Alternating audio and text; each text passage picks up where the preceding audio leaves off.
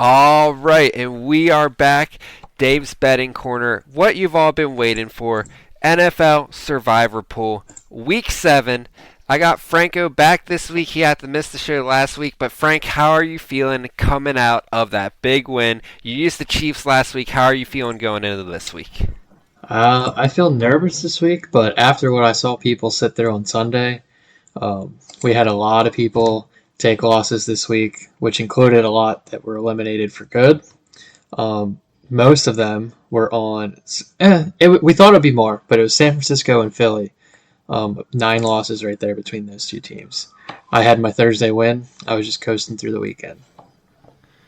Absolutely. I think a big part of it you mentioned when we were messaging that people probably used some of these teams already because a little behind the curtain, the person who's in charge of our league didn't send out the email till after, so we were like, what the heck? We need to see like how many people got it wrong because we thought it was going to be big numbers.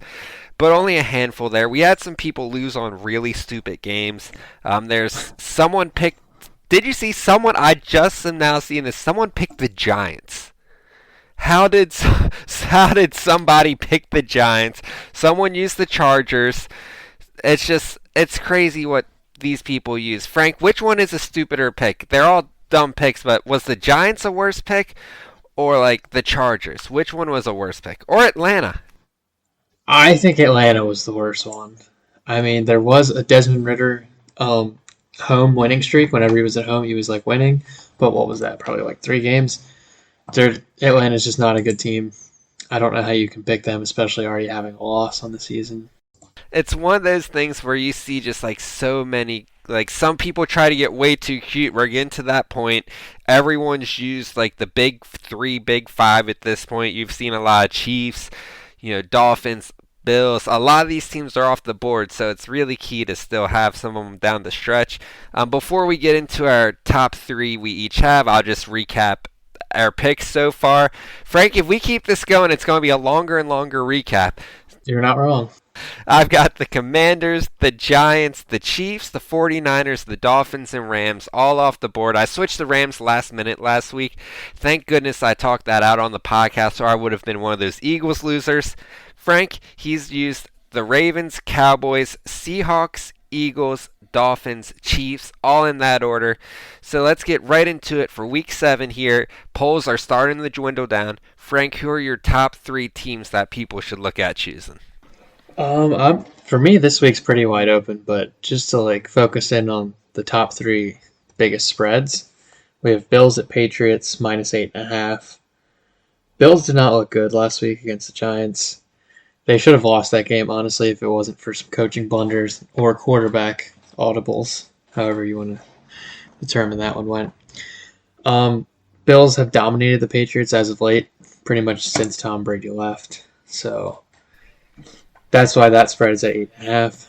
If you want to talk about the Seahawks at Cardinals, that one's at -8. Yeah, the Seahawks and the Cardinals, and this is one of the ones that is on my top 3 as well. I'm following suit with Frank. I've got the Bills in my top 3. Ever since the Tom Brady era ended, it just seems like the Bills have wanted their revenge every time they play the Patriots. It is an away game, but you have to look at how they've dominated them lately. And the Patriots, they just look so bad. Mac Jones isn't the answer. I think they're starting to realize that. The next one, like Frank said, the Seahawks, that's in my top as well. Seahawks are looking good. They really have it together more than it looked like. I know they lost to the Bengals, but the Bengals are a team that can beat anybody. And it really depends. This is one of those games where I know I did it for a while chasing Cardinals games. It's against the Cardinals who they beat the Cowboys. They killed a lot of people that week, but the Cardinals really haven't looked as great lately. They've slowly started to go downhill. They look good in the first half. They give you a little sweat, but then they just lose it. So I think the Seahawks, that should be pretty handed. And Frank, before you get into your third, here's kind of my sleeper third one for the week that I'm considering here. I want to know your opinion on this one. It's an ugly pick. It's a really ugly pick. I think the Browns you might have to consider this week. They're playing the Colts who I know they beat the Ravens with Gardner Minshew, but they looked really bad against the Jaguars last week. And the Browns, without Deshaun Watson, beat the San Francisco 49ers. I mean, as much as we hate the Browns and always joke the Browns are the Browns, they have a lot of weapons and their defense is amazing. I think it might be a good time to use them. I don't disagree. Um, I believe Minshew is still going to be the starter. The Browns is Deshaun Watson. He might be on his way back. The big thing here is even if they do have PJ Walker out there, he didn't lose. He didn't do anything to lose the game for them this past Sunday. Defense is always going to keep him in it. They run the ball well. They don't really need a superstar QB as long as their defense is playing well, and as long as the QB is not throwing interceptions. But if Deshaun's in there, that's just more power to him this week. And that's Panthers legend PJ Walker we're talking about here. Frank, do you have a third pick that people should consider? If you still have the 49ers, I don't really feel great about it, even though it's a 6.5 spread. I just kind of base my top three off of the spreads because of the week that we're in. It's just all over the place. 49ers lost CMC and Debo this past week, and they didn't do anything on offense after that point. I'm not sure if they're going to be back this week. I don't know the severity of those injuries, but at the same time, the Vikings are losing games, even though they're playing close games again. So if the Vikings turn into what they were last year, they could easily win this game. So that one's kind of a wild card there. Yeah, and that's one of the ones it's like, are we going to get the 49ers that showed up against the Browns, or are we going to get the 49ers we've seen 5 other times this season? I'll start with my survivor pick for the week. It's as chalk as it gets. I'm going with the Seahawks here. It is a home game. I'm staying away from the Bills a little bit because of that away aspect. And just looking at the Seahawks schedule going forward, I do feel like this is the best chance to use them going forward. Frank's already used them.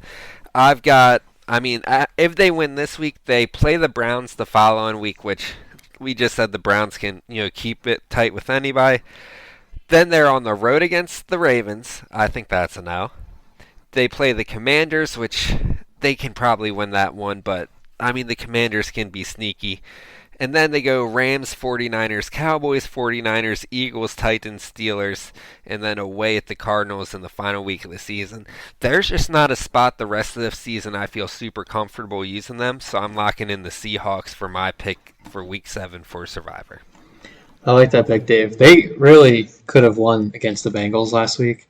They were in the red zone probably 3 different times in the fourth quarter, and they just came up with 0 points. They just could not finish. They were going for it on fourth down. Geno Smith kept getting sacked, even though they were inside the 5-yard line. It was a miserable end, but they were right there against a really good Bengals team. Yeah, and it's one I'm sure since it's divisional, the Cardinals will make me sweat a little bit like they have a couple other times. Franco, who are you going with as your Week 7 pick? So right now, I'm going to lock in the Bills, even though they looked terrible last week.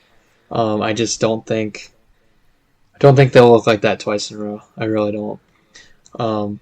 Especially against a division opponent who they know. It is on the road, but I don't think weather will be the factor as we're getting into these later months. They both play in cold weather. It's pretty equal there. I just think it's too much. Who knows if Mac Jones is even going to be starting. He's been getting benched every other week, so I just think the Bills are too overpowered for this Patriots offense, and defense, really, the whole team. But I do, if I can, major sleeper. If anyone wants to get very cute this week, you can take a look at the Packers coming off of a bye against the Broncos, who look just like a high school team. They're not doing much out there in Denver. Russ Wilson, it looks like he can't even see over the lineman anymore. He's just running around. Looks like he doesn't really care either. So if you believe in the Jordan Love train, that could be a deep sleep. I like that as the sleeper pick as well. Russ is cooked. He's not cooking. He's fully cooked at this point. So if I had to predict, I think our two we're going to see a majority of people run with the Bills and the Seahawks. But I definitely see a handful of people going into that Packers, going into that Browns. It's definitely a week where there are some games people can get cute. I can honestly even see some people going Raiders, so I can't wait to see how the spread goes this week. Maybe that's something we'll post on social media. That'll be at Dave's Betting Corner, Dave's R&R. Thank you all for tuning in again. Week 7, Franco going with the Bills. I'm going with the Seahawks. Frank, I didn't get you last week on it, but do you have any words, just overall thoughts on how the Orioles season? I know it didn't end how we hoped, but what are your thoughts on just the season overall? It was a great season. I mean, winning 100 games is hard enough. I mean, there's some teams that go on to win the championship 3 years in a row, and they don't even have 100 wins regular season. So it's definitely an accomplishment. Disappointed with their playoffs. I bet they are too. But it looks like they just ran into a buzzsaw. Texas is already up 2 games to nothing on Houston, so it looks like they really have it all this year.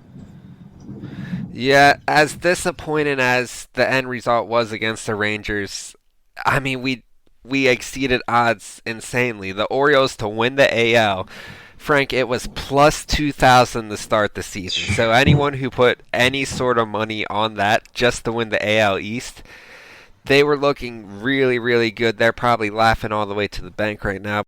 Their win total was at 76.5, which didn't make any sense at all. They won 82 games last year, and our players are only getting more experience. Like, I don't know how they predicted them to lose 6 more games than last year. It was the easiest bet of all time.